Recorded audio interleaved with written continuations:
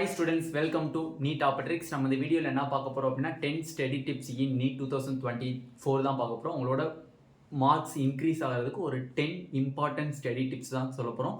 வாங்க வீடியோக்குள்ளே போகிறதுக்கு முன்னாடி நம்மளோட நீட் ஆப்பட்ரிக் சேனலை சப்ஸ்கிரைப் பண்ணிக்கோங்க, கூடவே இருக்கக்கூடிய பெல் பட்டனை கிளிக் பண்ணிக்கோங்க. அப்போ நம்ம போடக்கூடிய வீடியோ உங்களுக்கு நோட்டிஃபிகேஷன் ஆகும்.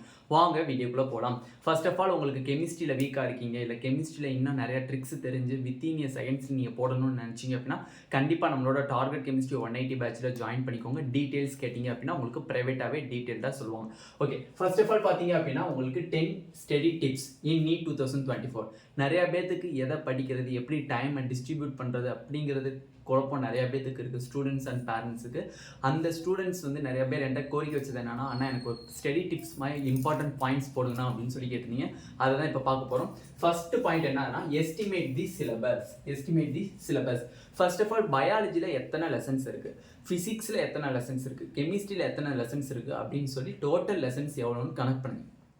Next keep the study material at one place. நீங்கள் படிக்கக்கூடிய அந்த பயாலஜி, கெமிஸ்ட்ரி, ஃபிசிக்ஸ் 3 சப்ஜெக்ட்னுடைய ஸ்டடி மெட்டீரியலுமே ஒரே பிளேஸில் இருக்கணும். ஒரே பிளேஸ்னால் ஐ மீன்ஸ் என்னன்னா, நீங்கள் எந்த இன்ஸ்டியூட் படிக்கிறீங்களோ அதே இன்ஸ்டியூட்டை தான் எக்ஸாம் May 5 வரையுமே நீங்கள் அதை தான் ஃபாலோ பண்ணணும். இடையில வேறு இன்ஸ்டியூட்டை ஃபாலோ பண்ணுறதுங்கிறது இருக்கக்கூடாது.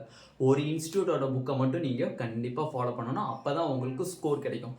மாற்றி பண்ணீங்க அப்படின்னா கடைசி மினிட் ஏப்ரல் மந்தில் நீங்கள் போய் ரிவைஸ் பண்ணுறீங்க அப்படின்னா உங்களுக்கு குழப்பி விட்டுரும். திருப்பி நீங்கள் எந்த புக்கை படிக்கணும்னு தெரியாமல் படித்ததை கூட நீங்கள் விட்டுட்டு போகிறதுக்கு ஒரு முக்கிய காரணமாக இருக்குது. ஓகேவா? ஓகே, நெக்ஸ்ட் பாருங்கள், defined revision time for PCBM.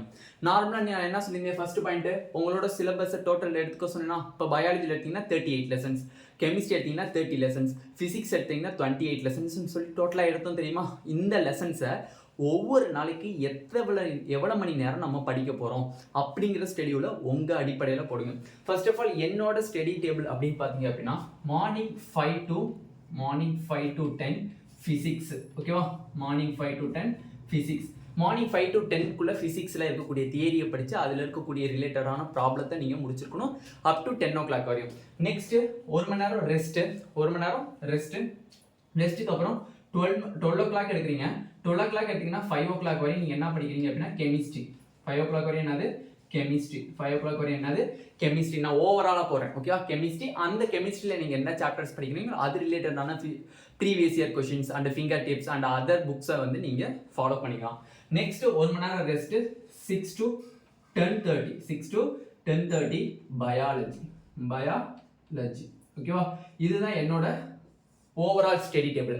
அப்போ அந்த ஃபிசிக்ஸ், கெமிஸ்ட்ரி, பயாலஜியை வந்து நீங்கள் உங்கள் விருப்பத்துக்கு நீங்கள் படிக்கணும். ஓகேவா? இங்கே PCMன்னு போட்டிருக்கேன், PCB. ஓகேவா? PCB. ஓகேவா? அப்போ ஃபிசிக்ஸ், கெமிஸ்ட்ரி, பயாலஜியை உங்கள் டைம் டிஃபைன் பண்ணி படிக்கணும். ஒவ்வொரு நாளைக்குமே 3 சப்ஜெக்ட்டுமே எவ்ரிடே படித்தாதான் மட்டும்தான் உங்களால் ஸ்கோர் பண்ண முடியும். ஓகேவா? Next start revising key formulas and concept of important chapters. இப்போ பயாலஜியை விட்டுருங்க, ஃபிசிக்ஸ், கெமிஸ்ட்ரியிலலாம் பார்த்தீங்கன்னா இம்பார்ட்டன்ட் சாப்டர்ஸ்ன்னு இருக்கும். அதுலேருந்து மோர் தென் 4 கொஷின்ஸ் 3 கொஷின்ஸ் வரும். அந்த மாதிரியான சாப்டர்ஸை ஒரு தனி செப்பரேட் நோட்டு போட்டு இம்பார்ட்டன்ட் ஃபார்முலாவை வரிசையாக எழுதணும். அதில் important points, most important points, concept ரிலேட்டடான கொஷின்ஸ் எல்லாத்தையுமே தனியாக ஒரு நோட்டு போட்டு எழுதணும். அப்போ தான் நம்மளுக்கு ஸ்கோரிங் கிடைக்கும். நெக்ஸ்ட் பாயிண்ட் பாருங்க, make use flash card and sticky notes for revision. இப்போ என்ன சொல்லியிருக்காங்க, பயாலஜியில் வரக்கூடிய எக்கச்சக்கமான எக்ஸாம்பிள்ஸ் அண்டு ஃபிசிக்கல் கெமிஸ்ட்ரியில் இருக்கக்கூடிய ஃபார்முலாஸ் அண்டு ஃபிசிக்ஸில் இருக்கக்கூடிய நிறைய ஃபார்முலாஸை ஒரு ஸ்டிக்கி நோட் ஆச்சு இல்லை ஃப்ளாஷ் கார்டு மாதிரி ஒரு நோட்டில் வச்சு ஸ்டிக்கி நோட்டை வச்சு அப்படியே டக்கு உங்களுக்கு ஃபார் எக்ஸாம்பிள் அனிமல் கிங்டத்தில் மொலஸ்காவில் இருக்கக்கூடிய ஒரு எக்ஸாம்பிளை அப்படியே ஃபுல்லாக ஒரு ஸ்டிக்கி பேப்பரில் ஒட்டி ஒரு நோட்டில் ஒட்டிடணும். அதே மாதிரி அனலிடா, அதே மாதிரி ஆஸ்கல்மெந்தஸ், இந்த மாதிரி ஒவ்வொரு இதுக்கும் examples, important formulas and important சாப்டர்ஸினுடைய ஃபார்முலாஸ் எல்லாத்தையுமே ஒரு ஸ்டிக்கி பேப்பரில் எடுத்து ஒட்டிட்டீங்க அப்படின்னா ரிவிஷன் பண்ணுறதுக்கு ரொம்ப ஹெல்ப்ஃபுல்லாக இருக்கும். ஓகேவா? Next identify your week areas and work on them. இப்போ நீங்கள் ஒரு லெசன்ஸ் படிக்கிறீங்க. இப்போ ஃபார் எக்ஸாம்பிள் ஃபிசிக்ஸில் வந்து ஒர்க் பவர் எனர்ஜி படிக்கிறீங்க அப்படின்னா உங்களுக்கு எனர்ஜிங்கிற டாப்பிக்கில் வந்து உங்களுக்கு வீக்காக இருக்குது. பட் ஒர்க் அண்டு பவர்லையும் நீங்கள் ப்ராப்ளத்தை ஈஸியாக சால்வ் பண்ணிடுவீங்க. அப்போ எனர்ஜியில் தான் உங்களால் ப்ராப்ளம் சால்வ் பண்ண முடியல அப்படின்னா அந்த ஏரியாவை நீங்கள் கண்டுபிடிச்சி அதுக்கு தனியாக டைம் ஸ்பெண்ட் பண்ணி நீங்கள் எக்கச்சக்கமாக ப்ராப்ளம் சால்வ் பண்ணணும். ஓகேவா? அதே மாதிரி தான் chemistry also, physics, biology also. ஓகேவா? Okay, next dedicate 2 to 3 hours problem practice daily. இப்போ நார்மலாக ஃபிசிக்ஸ் கெமிஸ்ட்ரி எடுத்துக்கணும். பயாலஜியில் உங்களுக்கு ப்ராப்ளம் கிடையாது. ஃபிசிக்ஸ் கெமிஸ்ட்ரியில் நார்மலாக நீங்கள் 5 hours படிக்கிறீங்க அப்படின்னா 2 hours தியரி படிக்கணும், 3 hours நீங்கள் ப்ராப்ளம் சால்வ் பண்ணால் மட்டும்தான் நமக்கு ஒர்க் அவுட் அதிகமாக இருக்கும். இப்போ வந்து ஃபார் எக்ஸாம்பிள் நீங்கள் கிராவிடேஷனுக்கு ஒரு சாப்டர் எடுக்கிறீங்க ஃபிசிக்ஸில் 2 hours 5 to 7 வரையும் நீங்கள் என்ன பண்ணிக்கிறீங்க, தியரி மட்டும் தான் படிக்கிறீங்க. அப்புறம் 7 to 10 வரையும் நீங்கள் என்ன பண்ணுறீங்க, problem full and full solve பண்ணுறீங்க. கிராவிடேஷனில் இருக்கக்கூடிய example sums, exercise sums, finger tips and previous year கொஷின்ஸ்னு சொல்லி 3 hours வந்து நீங்கள் என்ன தான் பண்ணணும், கொஷின் ப்ராக்டிஸ் தான் பண்ணணும் ஒவ்வொரு டெஃபினிஷன் டைம்லையும். ஓகேவா? இப்போ வந்து என்ன பண்ணுறீங்க, ஃபிசிக்ஸ்க்கு ஒரு இன்டர்மீடியட் டைம் கொடுத்துருக்கீங்க 5 to 10னா அதில் 3 மணி நேரம். அதேமாதிரி கெமிஸ்ட்ரின்னு எடுத்துட்டிங்கன்னா அதில் 3 மணி நேரம்.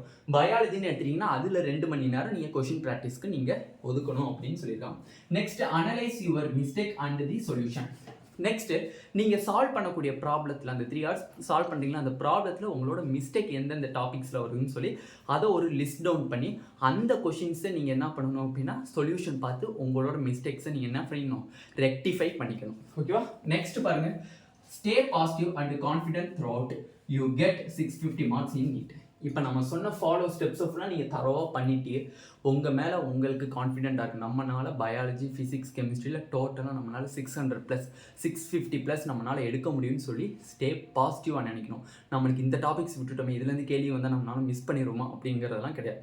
படித்த டாபிக்ஸை தெளிவாக படிச்சுட்டு ஃபிசிக்ஸில் ஒரு 15 lessonsனாலும் 15 lessonsை A to Z எதையுமே ஸ்கிப் பண்ணாமல் படிச்சிருந்தாலே ஈஸியாக ஃபிசிக்ஸில் ஸ்கோர் பண்ணிடலாம். அது மாதிரி நம்ம already red zone, green zone, அதேமாதிரி ப்ளூ ஜோன் சொல்லி நம்ம நிறையா ஜோன்ஸ் பற்றி நம்ம ஃபிசிக்ஸை டிவைட் பண்ணியிருந்தோம். அந்த வீடியோ பார்க்காதவங்க கீழே டிஸ்கிரிப்ஷனில் நான் லிங்க் தரேன், அதை கிளிக் பண்ணி நீங்கள் தெளிவாக பார்த்துக்கோங்க. அப்போ நம்ம சொல்லக்கூடிய அந்த 8 ஸ்டெப்ஸை நீங்கள் ஃபாலோ பண்ணீங்க அப்படின்னா ஃபைனலாக you will get 650+ in NEET 2024. அப்போ இந்த ஸ்டெப்ஸை நீங்கள் கரெக்டாக ஃபாலோ பண்ணிவிட்டு அப் டு ஏப்ரல் மந்த் வரையும் நீங்கள் ஃபாலோ பண்ணிட்டு வந்தாலே போதுமானது. நீங்கள் நீட்டில் 650 மதிப்பெண்களுக்கு மேலே எடுக்கிறதுக்கு one of the best way for your NEET 2024 boost your preparation. ஓகேவா? அப்போ இதில் நம்ம தெளிவாக 10 ஸ்டடி டிப்ஸ் பார்த்துருக்கோம். இன்னமும் நிறையா ரெக்வஸ்ட் வேணும், இந்த ஸ்டடீஸ் சம்மந்தப்பட்ட ஸ்டடி ரெக்வஸ்ட் வேணும் அப்படின்னு நினச்சிங்கன்னா கண்டிப்பாக நம்ம சேனலில் ஃபாலோ பண்ணிக்கோங்க. அடிக்கடி உங்களுக்கு லேட்டஸ்ட் அப்டேட் போடுவேன், மோட்டிவேஷனல் ஸ்பீச் இருக்கும். இந்த வீடியோ உங்களுக்கு பிடிச்சிருந்துச்சு அப்படின்னா நம்மளோட நீட் ஆப்பர்ச்சுனிட்டி சேனலை சப்ஸ்கிரைப் பண்ணிக்கோங்க, கூடவே இருக்கக்கூடிய பெல் பட்டனை கிளிக் பண்ணிக்கோங்க. அப்போ நம்ம போடக்கூடிய வீடியோ உங்கள் நோட்டிஃபிகேஷன் வரும். உங்கள் ஃப்ரெண்ட்ஸ் எல்லாத்துக்குமே ஷேர் பண்ணிக்கோங்க. ஏன்னா எக்கச்சக்கமான விதத்துக்கு ஸ்டடி டிப்ஸ் என்னன்னு தெரியாதனால தான் அவங்களால படிக்க முடியாமல் இருக்குது. அந்த ஸ்டடி டிப்ஸை நீங்கள் ஷேர் பண்ணிங்க அப்படின்னா அவங்களுக்கும் கொஞ்சம் மோட்டிவேஷனலாக இருக்கும், படிக்கணும்னு தோணும். ஓகேவா? நீங்கள் யாராச்சும் கெமிஸ்ட்ரியில் வீக்காக இருக்கீங்க அப்படின்னா கண்டிப்பாக நம்மளோட டார்கெட் கெமிஸ்ட்ரி 180 பேட்சில் ஜாயின் பண்ணிக்கோங்க. கீழே வாட்ஸ்அப் குரூப் லிங்க் இருக்குது. Thank you students.